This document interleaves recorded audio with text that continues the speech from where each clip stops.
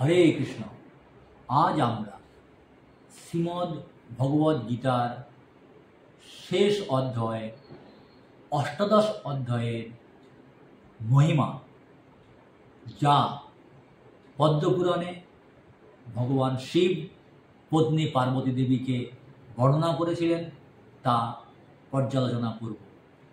পার্বতী বললেন, হে স্বামীন, শ্রীমদ্ ভগবদ গীতার সপ্তদশ অধ্যায়ের মাহাত্ম্য বর্ণনা করেছেন, কৃপা করে এখন অষ্টাদশ অধ্যায়ের মাহাত্ম্য বর্ণনা করুন। শ্রী শিব বললেন, হে হিমালয়ের সুতে পার্বতী, হে হিমালয় কন্যা পার্বতী, তবে এখন শ্রীমদ্ ভগবদ গীতার অষ্টাদশ অধ্যায়ের মাহাত্ম্য শ্রবণ কর। এটা বেদের চেয়েও মহত্তর ও অপার আনন্দ দানকারী। বেদ পাঠ করলে আমরা যে আনন্দ লাভ করব বা আমাদের মধ্যে যে জ্ঞানের প্রকাশ ঘটবে, তার থেকেও শ্রীমদ্ ভগবদ গীতা যদি আমরা অষ্টাদশ অধ্যায় 18 অধ্যায় পাঠ করি, তা আরও বেশি আনন্দ দান করবে। এই অধ্যায়ের মাহাত্ম্য কারো শ্রবণে প্রবেশ করা মাত্রই, এই অধ্যায়ের মাহাত্ম্য কারোর শ্রবণ ইন্দ্রিয় অর্থাৎ কানে প্রবেশ করা মাত্রই তার সকল জাগতিক কামনা বাসনা দূর হয়ে যায়।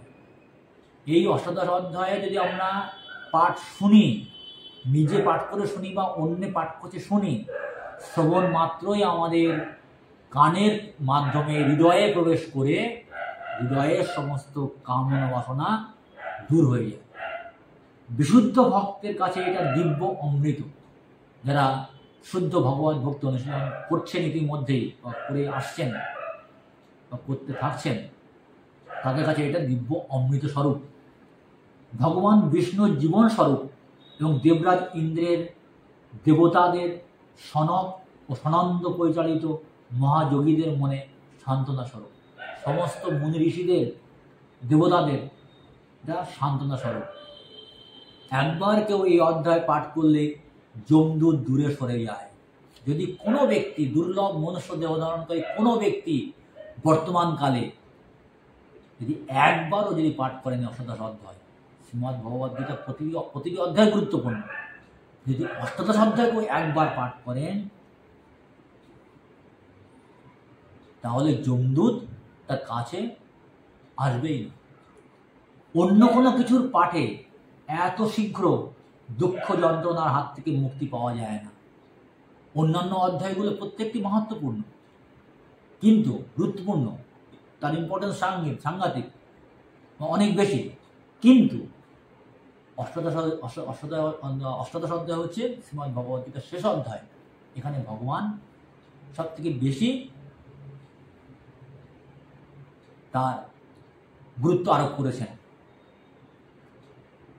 সেই জন্য যদি এই অধ্যায় শ্রবণ করি, তাহলে বিশেষ ফল আমরা লাভ করতে পারি। মেরু পর্বতে সর্বোচ্চ শিখরে বিশ্বকর্মা নির্মিত অমরাবতী অবস্থিত। মেরু পর্বতে সর্বোচ্চ শিখরে বিশ্বকর্মা নির্মিত অমরাবতী অবস্থিত। বিশ্বকর্মা হলেন দেবতাদের ইঞ্জিনিয়ার। এই স্বর্গরাজ্যে, সেই অমরাবতী আর নাম হচ্ছে স্বর্গরাজ্য, স্বর্গলোক। এই স্বর্গরাজ্যে দেবরাজ ইন্দ্র ও তার পত্নী শচী দেবী দেবতাদের দ্বারা সেবিত হন। দেবতারা ইন্দ্র দেবতা এবং তার পত্নী শচী দেবীকে সেবা যত্ন করেন। একদিন স্বর্গরাজ ইন্দ্র শান্তভাবে বসে আছেন, তখন তিনি দেখলেন এক সুপুরুষ সেখানে আবির্ভূত হলেন এবং ভগবান বিষ্ণুর ভৃত্যরা সকলে তাঁর সেবা করছে। এই সুন্দর যুবা পুরুষকে দেখা মাত্রই দেবরাজ ইন্দ্র তার আসন থেকে মাটিতে পড়ে গেলেন। দেখা মাত্র মাটিতে পড়ে গেলেন। তখন ইন্দ্রের সেবারত দেবতাগণ মাটি থেকে ইন্দ্রের মুকুটটি তুলে সেই সুপুরুষটির মাথায় পরিয়ে দিলেন। ইন্দ্রের মুকুট নিয়ে, দেবতাদের রাজা ইন্দ্র তার মুকুট নিয়ে সেই যুবকটির মাথায় পরিয়ে দিলেন। তারপর সমস্ত দেবতা ও স্বর্গবাসীগণ এই নতুন রাজকে, নতুন স্বর্গের রাজাকে আরতি ও অপূর্ব সঙ্গীত লহরী দ্বারা বর্ণনা করলেন। ওই যুবকটি স্বর্গের নতুন রাজা হয়ে গেল ইন্দ্রের পরিবর্তে।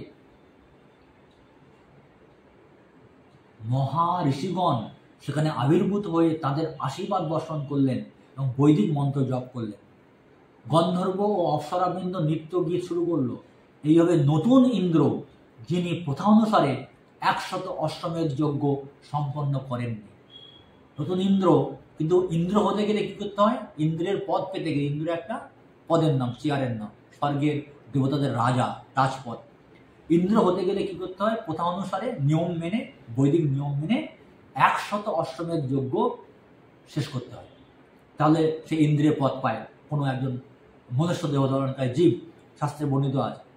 তো দেবতাদের এবং স্বর্গলোকের অধিবাসীদের দ্বারা সম্পাদিত শতপ্রকাশ সেবা উপভোগ করতে শুরু করলেন কে? ওই যুবকটি, যিনি বর্তমানে ইন্দ্রের পদে বসেছেন, স্বর্গের রাজা হয়েছেন। তিনি কিন্তু এতগুলো অশ্বমেধ যজ্ঞ করেননি। কতগুলো? 100 অশ্বমেধ যজ্ঞ তিনি করেননি, তিনি সম্পন্ন করেননি। দেবতাদের এবং স্বর্গলোকের অধিবাসীদের দ্বারা সম্পাদিত শতপ্রকাশ সেবা উপভোগ করতে শুরু করলেন।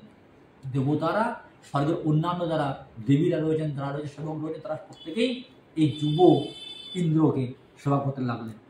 প্রাক্তন ইন্দ্র এই সমস্ত কাণ্ড দেখে খুবই বিস্মিত হলেন।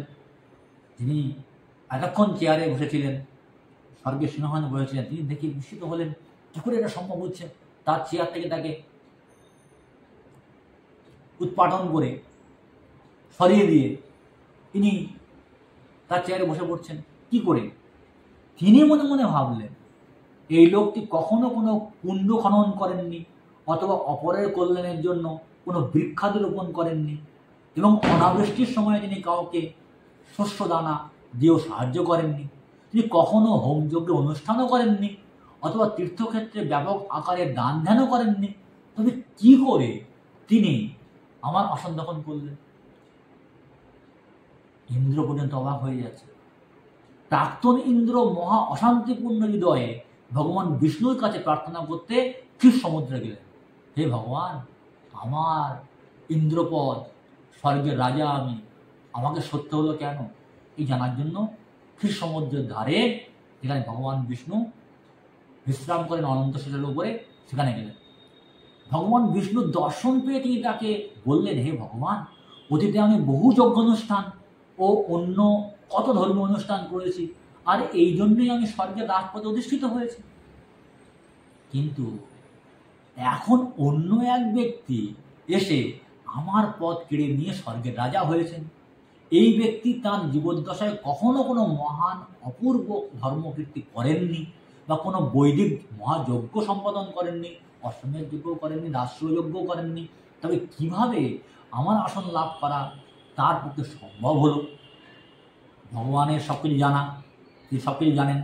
ভগবান শ্রীকৃষ্ণ বললেন, হে ইন্দ্র, এই মহাত্মা প্রতিদিন শ্রীমদ্ ভগবদ গীতার 18 অধ্যায় আবৃত্তি করেছে। প্রতিদিন শ্রীমদ্ ভগবদ গীতার 18 অধ্যায় আবৃত্তি করেছে।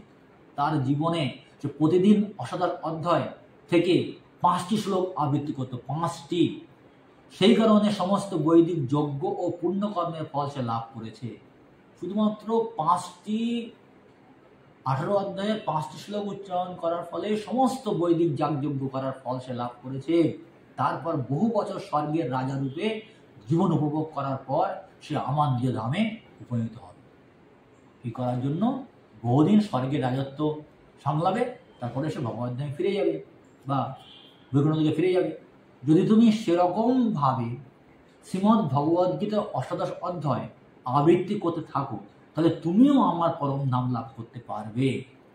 ভগবান বিষ্ণুর কথা মতো স্বর্গরাজ ইন্দ্র এক ব্রাহ্মণের রূপ ধারণ করে গোদাবরী নদী তীরে গিয়ে ভগবান বিষ্ণুর কথা মতো বা পরামর্শ মতো প্রাক্তন স্বর্গরাজ্যের যে ইন্দ্র, তিনি ভগবানের কাছে পরামর্শ করতে গিয়েছিলেন, জানতে গিয়েছিলেন কারণ কি, এক ব্রাহ্মণের রূপ ধারণ করে গোদাবরী নদীতে, দক্ষিণ ভারতের বিখ্যাত নদী গোদাবরী নদীতে গিয়ে পবিত্র কালগ্রণী নগর দেখতে পেলেন। গোদাবরী নদীর তীরে নগরের নাম হচ্ছে কালগ্রণী। পরম পুরুষ ভগবান সেখানে কালেশ্বর রূপে বিরাজ করছেন। পরম পুরুষ ভগবান সেখানে কালেশ্বর, কালের ঈশ্বর, এই মহাকাল, সেই মহাকালে তিনি হচ্ছেন ঈশ্বর। এই শহরের সন্নিকটে গোদাবরী নদীর তীরে এক পবিত্র ব্রাহ্মণ বসেছিলেন। তিনি ছিলেন অতি কৃপালু এবং বৈদিক সাহিত্যের গোপন তত্ত্ব ও চরম লক্ষ্য তার অধিগত ছিল। বৈদিক সাহিত্যের গোপন তত্ত্ব বা মূল বিষয়বস্তু তিনি জানতেন। প্রতিদিন তিনি সেই স্থানে বসে শ্রীমদ্ ভগবদ্ গীতার অষ্টাদশ অধ্যায়ের শ্লোকাবলী পাঠ করতেন। প্রতিদিন ভগবদ্ গীতার অষ্টাদশ অধ্যায় 18 অধ্যায় শ্লোকগুলি পাঠ করতেন। দেবরাজ ইন্দ্র তাকে খুবই সুখী হতে দেখে তৎক্ষণাৎ তাঁর চরণ পদ্মে পতিত হয়ে তাকে শ্রীমদ্ ভগবদ্ গীতার অষ্টাদশ অধ্যায়টি শেখাতে অনুরোধ করলেন। শ্রীমদ্ ভগবদ্ গীতা পাঠ কোনো একজন তত্ত্বদ্রষ্টা পুরুষ যিনি শ্রীমদ্ ভগবদ্গীতা পাঠ করতে জানেন, ইতিমধ্যে যিনি অনেকবার পাঠ করা শিখেছেন, কোনো সিনিয়র ডিভোটি বা পুরাতন আচার্যদের কাছ থেকে যিনি শিখেছেন, তার তত্ত্বাবধান প্রয়োজন, নাহলে ভুল উচ্চারণ হবে।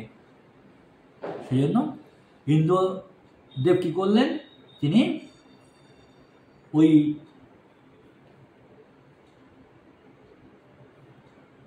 দেবদেব ইন্দ্রদেব কী করলেন না, সুগ্রীবকে দেখে তৎক্ষণাৎ তার চরণ পদ্মে পতিত হয়ে তাকে শ্রীমদ্ ভগবদ্ গীতার অষ্টাদশ অধ্যায়টি শেখাতে অনুরোধ করলেন।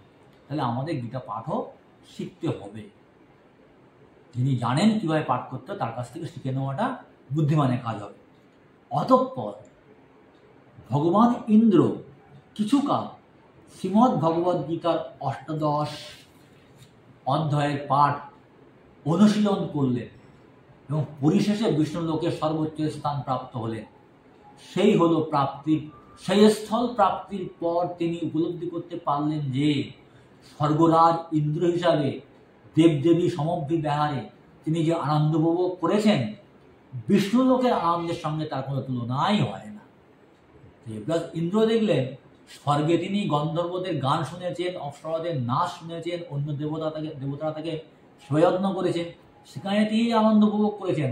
তার থেকে অনেক অনেক গুণ গোলক বৈকুণ্ঠ অর্থাৎ বিষ্ণুলোকে গিয়ে তিনি অনেক গুণ আনন্দ, সেবা, অনেক গুণ তিনি সুখ অনুভব করতে পারলেন। তার কোনো তুলনাই নেই, স্বর্গের সঙ্গে তার কোনো তুলনাই নেই। প্রিয় পার্বতী, এই কারণেই মহামুনিগণ শ্রীমদ্ ভগবদ্ গীতা বিশেষ করে অষ্টাদশ অধ্যায়টি পাঠ করেন এবং তার ফলে অতি শীঘ্রই তারা ভগবান বিষ্ণুশ্রী পাদপদ্ম লাভ করেন। কেউ যদি গীতা মাহাত্ম্য শোনে বা পাঠ করে, তার সঞ্চিত সকল পাপ নাশ হয়। অতি বিশ্বাসের সঙ্গে যে ব্যক্তি গীতা মাহাত্ম্যের আলোচনা স্মরণ করে, তার সকল প্রকার ধর্ম, কর্ম ও মহাযজ্ঞের ফল লাভ হয় এবং পার্থিব ধনসম্পদ উপভোগের পর সে বিষ্ণুলোক প্রাপ্ত হয়। দেবাদিদেব শিব কর্তৃক শ্রীমদ্ ভগবদ্ গীতার মহিমা এইভাবে ক্রমপর্যায়ে কীর্তন সমাপ্ত হলো। হরে কৃষ্ণ। আপনাদের সকলের কাছে অনুরোধ, আপনারাও এই মহিমা শ্রবণ করার পরে দৃঢ় বিশ্বাস এবং শ্রদ্ধা সহকারে হৃদয়ে অনুধাবন করে এই তত্ত্ব অনুধাবন করার পরে নিজেরাও শ্রীমদ্ ভগবদ্ গীতা পাঠ করার উদ্যোগী বা প্রয়াসী হবেন, এই আশা রাখি।